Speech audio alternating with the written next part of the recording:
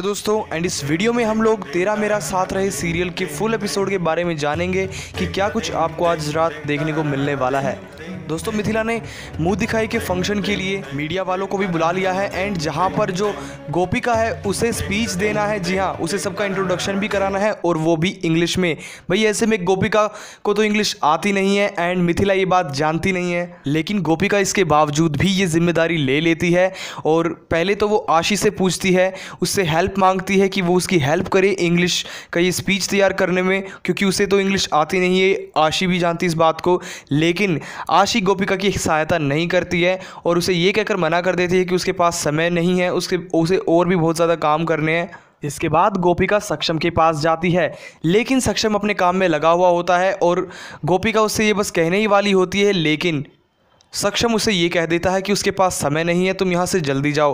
गोपिका वहाँ से भी निराश होकर चली जाती है। इसके बाद गोपिका तेजल के पास जाती है और तेजल के कमरे में कई सारी इंग्लिश की बुक्स देखकर गोपिका को पता चल जाता है कि ये मुझे इंग्लिश सिखा सकती है। इसके बाद गोपिका तेजल को बता देती है कि उसने गुजराती मीडियम में सिर्फ 8वीं तक ही पढ़ाई की है और उसे अंग्रेज़ी बिल्कुल भी नहीं आती। तेजल अचानक से चिल्लाती है और शॉक हो जाती है। इसके बाद में पता चलता है जो तेजल है उसने ईयरबड्स लगाए हुए होते हैं, जिसकी वजह से वो सुन नहीं पाई, जो कि गोपिका ने उसे बताया। इसके बाद गोपिका उसे अपनी प्रॉब्लम बताने ही वाली होती है, लेकिन तभी उसी समय मिथिला उसे बुला लेती है और तेजल को भी कहीं जाना होता है। ऐसे में तेजल भी वहाँ से चली जाती है। ऐसे में जो आशी है उसे अपनी ड्रेसेस और जो वो गहने उसे मिलते हैं वो पसंद नहीं आते, तो ऐसे में वो अपनी मम्मी को कॉल लगाती है, रमीला को कॉल लगाती है।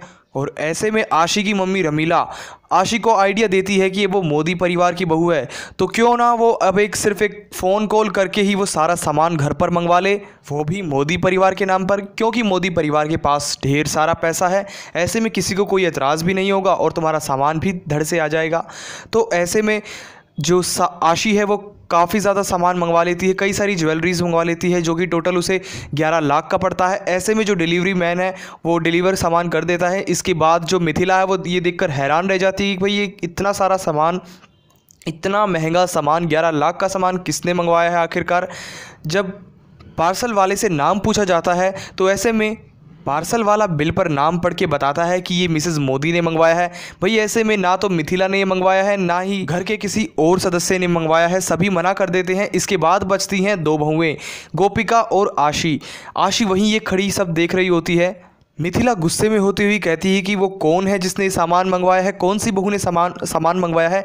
ऐसे में आशी वहाँ से निकलने की सोचती है, लेकिन मिथिला की नज़र आशी पर पड़ जाती है और वो आशी को रोक लेती है। इसके बाद मिथिला आशी से पूछती है कि क्या ये सारा सामान, इतना ज़्यादा महंगा सामान, क्या ये तुमने मंगवाया है। तो ऐसे में आशी जो है वो घबरा कर ये मना कर देती है कि ये सामान उसने नहीं मंगवाया।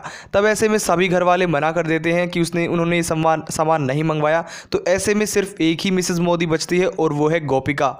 तो ऐसे में सभी के शक का पहिया गोपिका की तरफ चला जाता है और गोपिका को मिथिला आवाज़ लगाती है।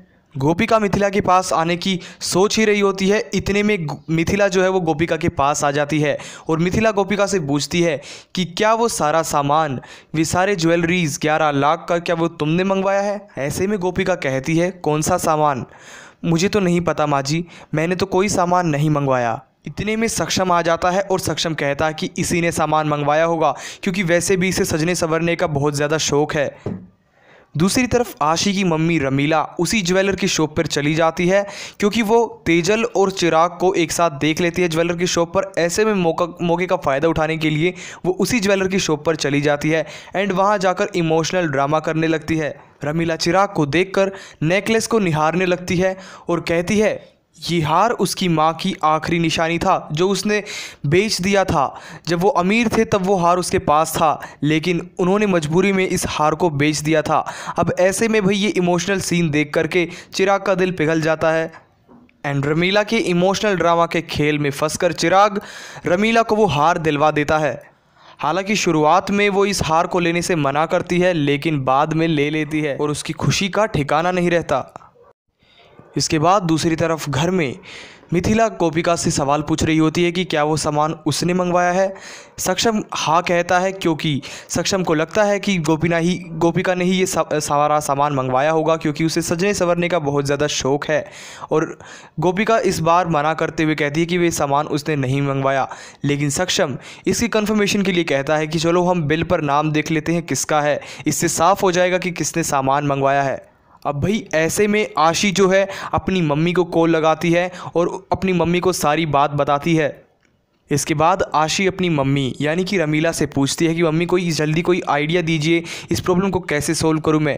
इसके बाद जो रमीला है वो आशी को आइडिया देती है कि बिल पर क्या नाम लिखा हुआ है उसे ज़रा दिखाना। इसके बाद आशी बताती है कि बिल पर लिखा हुआ है मिसेज़ मोदी, और भाई मिसेज़ मोदी के बीच में थोड़ा सा स्पेस होता है। ऐसे में जो रमीला है वो आशी को आइडिया देती है कि मिसेज़ मोदी के बीच में मिसेज़ गोपिका लिख दो, और मिसेज़ गोपिका मोदी समझकर तुम बच जाओगी और सारा का सारा इल्ज़ाम जो है वो गोपिका पर आ जाएगा। और आशी ऐसा ही करती है। आशी बिल पर नाम चेंज कर देती है और वहाँ पर गोपिका लिख देती है, जहाँ पर जो सक्षम है जब वो ये बिल देखता है तो उसमें गोपिका का नाम मिलता है। और गोपिका का नाम सुनकर सभी घर वाले चौंक जाते हैं और हैरान रह जाते हैं कि भाई गोपिका ऐसा कैसे कर सकती है। So guys this is what you will be seeing in today's episode. So अगर आप लोग को ये वीडियो पसंद आया हो तो हमारे वीडियो को लाइक एंड चैनल को सब्सक्राइब ज़रूर कर लेना, और साथ ही बेल आइकन को भी प्रेस ज़रूर कर देना, जिससे आने वाले एपिसोड्स की अपडेट्स आपको सबसे पहले मिल सके।